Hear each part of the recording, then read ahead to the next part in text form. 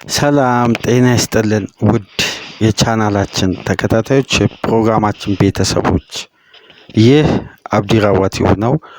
ፕሮግራማችንን ላይክ በማድረግ እንድትጀምሩ ላይክ ስታደርጉ የዚህን ፕሮግራም ተደማጭነት ከፍ ስለሚያደርግ ላይክ እያደረጋችሁ እንድታደምጡን አዲስ ሆናችሁ ደግሞ ሰብስክራይብ በማድረግ ለዚህ ቻናል ቤተሰብ እንድትሆኑ በአክብሮት እየጋበዝን በዚህኛው ፕሮግራማችን እንግዲህ ቆይታ የምናደርገው ዛሬ በድጋሚ የሚመለሰው የዩኤፋ ቻምፒየንስ ሊግ የኖክአውት ስቴጅ በአዲሱ ፎርማት መሰረት የሚደረገውን የጥሎ ማለፍ ጨዋታን በተመለከተ ይሆናል። እነዚህ አላፊ ክለቦች እንግዲህ በቀጥታ ካለፉት 8 ክለቦች ጋር ለመደልደል የሚደረግ የመጀመሪያ ዙር የኖክአውት ስቴጅ ፈታኝ ፊክስቸሮች ዛሬ ምሽት የሚደረጉ ይሆናል። የመጀመሪያ ዙር ጨዋታዎች እንግዲህ በብዙ መልኩ አጓጊና ተጠባቂ እንዲሆን አድርጓል። በተለይ የተደለደሉ ክለቦች በአዲሱ ፌዝ ባስመዘገቡት ውጤት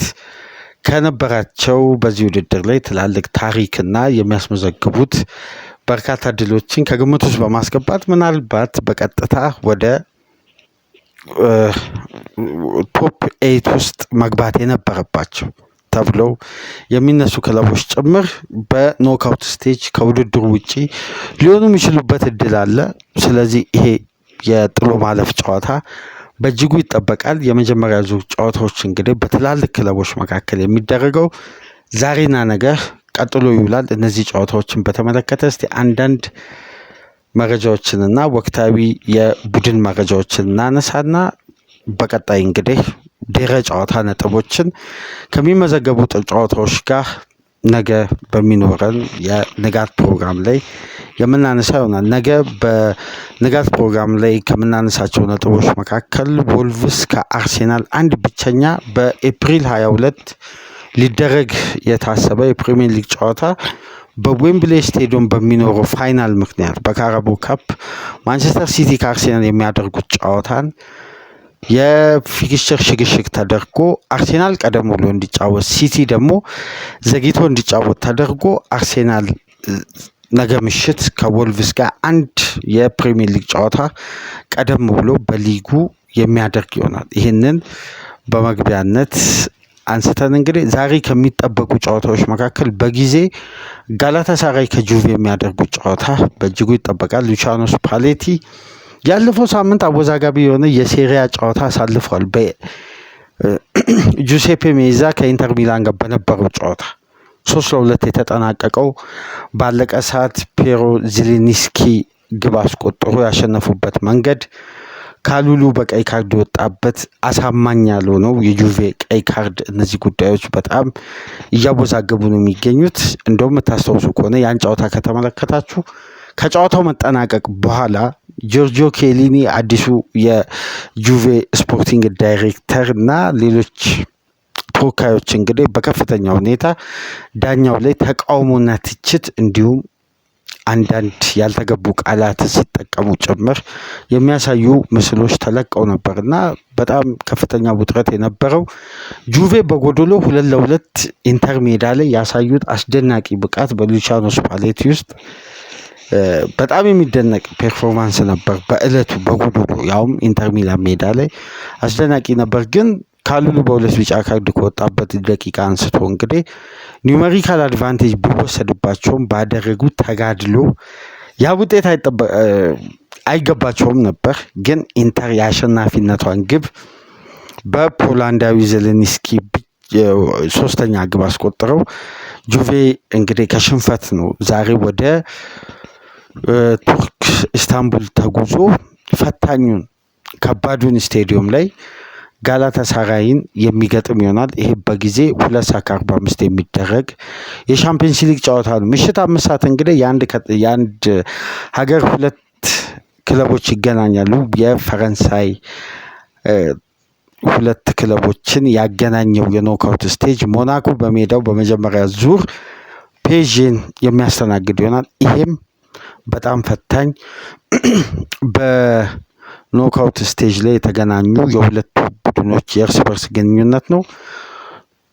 እንደምታውቁት የአምናው የዚህ ውድድር ሻምፒዮን በአሳማኝና አስተማማኝ ብቃት ትላልቅ ክለቦችን እየገነደሱ ፍጻሜ በመድረስ በፍጻሜው እንግዲህ ታሪካዊ ድል በማስመዝገብ 5 ግቦችን አስቆጥረው በአሳማኝና አስደናቂ ብቃት የውድድሩን ሻምፒዮን መሆን የቻሉት የሉዊስ ኤንሪኬ ፒኤስጂ ዛሬ እዛው ፈረንሳይ ተጨማሪ ጉዞ ሳያስፈልግ ከሞናኮ ጋር ጠንካራ ፍልሚያ የሚገጥማቸው ይሆናል። ሞናኮ ስቴዲየም ላይ የሚደረግ ተጠባቂ ጨዋታ ነው። ይህም ጨዋታ በጣም ትኩረት ያገኘ የዛሬ ምሽት የኖክአውት ስቴጅ ጨዋታ ነው።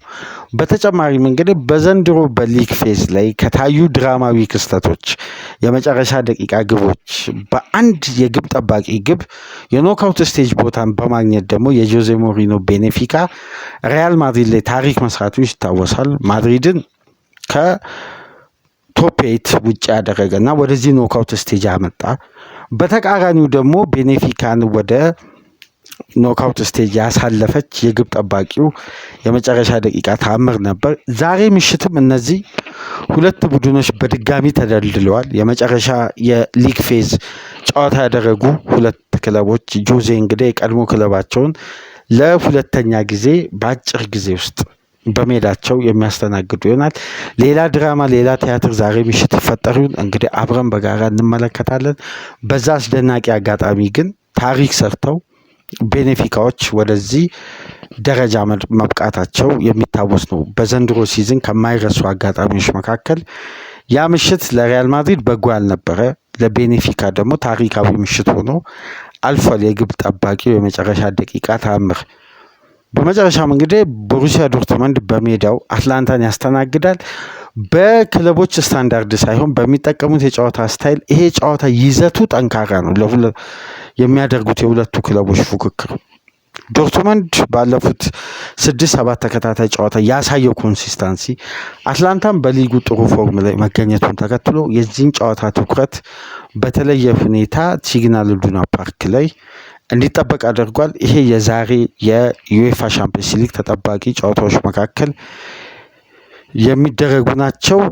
በአብዛኛው ግን የዛሬ ምሽት ጨዋታዎች የበለጠ ሚዛን የሚደፉ ይመስላል ነገ ምሽት ከሚደረጉ ጨዋታዎች የበለጠ። ምክንያቱም ካርባ ከኒውካስል፣ ቦዶ ወይም ግልሜት ከኢንተር ሚላን፣ ክለብ ብሩዥ ከአትሌቲኮ ማድሪድ፣ ኦሎምፒያኮስ ከባየር ሌቨርኩዘን ክብደቱን የፉክክሩ መጠን ስናይ ፒኤስጂ፣ ማድሪድ፣ ዩቬ፣ ዶርትመንድ በአንድ ቀን የሚያደርጉት ተጋጣሚዎች በጣም ፈታኝ የሆኑ ከሜዳ ውጭ የሚደረጉ በጣም ጠንካራ ፍልሚያዎች ናቸው። ከዛሬ ምሽት 2 ሰዓት ተኩል አንስቶ የዩኤፋ ሻምፒዮንስ ሊግ ይሄ ግዙፍ ተወዳጅ በዓለም አቀፍ ደረጃ በርካታ ተመልካቾች ካሉት ውድድሮች መካከል ስታንዳርዱን የጠበቀው የዩኤፋ ሻምፒዮንስ ሊግ ዛሬ ምሽት እንግዲህ በድጋሚ ይሄን ታላቅ ፉክክር ይዞ በተለያዩ ስቴዲየሞች ላይ በሚደረጉ ተጠባቂና ትላልቅ ጨዋታዎች የሚቀጥል ይሆናል።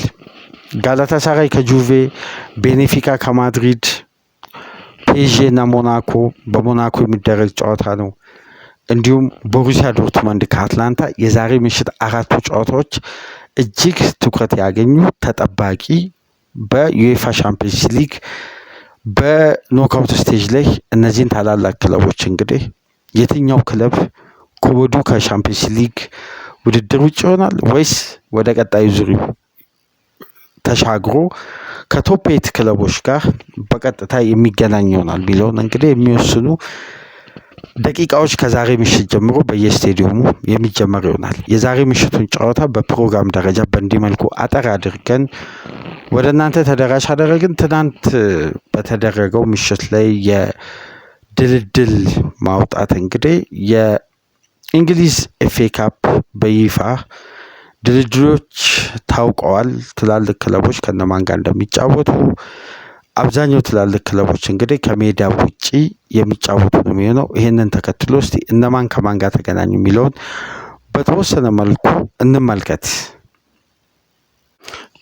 ፉልሃም ከሳውዛምፕተን፣ ፖርትቬል ወይም ብሪስተን ሲቲ ከሰንደርላንድ፣ ከፖርትቬል እና የብሪስተል ሲቲ አሸናፊ ከሰንደርላንድ ጋር የሚገናኝ ሲሆን ኒውካስል ከማንቸስተር ሲቲ፣ ሊድስ ዩናይትድ ከኖርዊች፣ ማስፊልድ ታውን ከአርሴናል፣ ወልቭስ ከሊቨርፑል፣ ዊክስሃም ከቼልሲ፣ ዌስትሃም ከማክላስፊልድ ጋር የሚገናኙ ይሆናል ወይም ከብሬንፎርድ ጋር።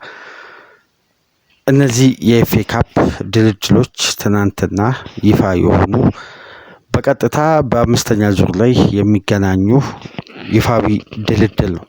በዩኤፋ ቻምፒየንስ ሊግ አጠር ያለ መረጃና የኤፍኤ ካፕ ድልድሎችን የተመለከተው ፕሮግራም ይህን ይመስል ነበር። ነገ ሰፋ ባሉ ጉዳዮች ላይ በርከት ያሉ ፕሮግራሞችን ይዘን በሮብ ንጋት ፕሮግራማችን እስከምንገናኝ ድረስ ላይክ፣ ሼር፣ ሰብስክራይብ ማድረጋችሁን እንዳትረሱ። ከሀገር ውጭ የምታደምጡ የሁል ጊዜ ድጋፋችሁን በሱፐር ስቲከር፣ ሱፐር ቻት፣ ሱፐር ታንከስ ለቻናላችን ድጋፍ ማድረጋችሁን እንዳትረሱ። ለማክሰኞ ያዝናቸው 2 ፕሮግራሞች ይህን ይመስላሉ። ሰላም ቆዩ።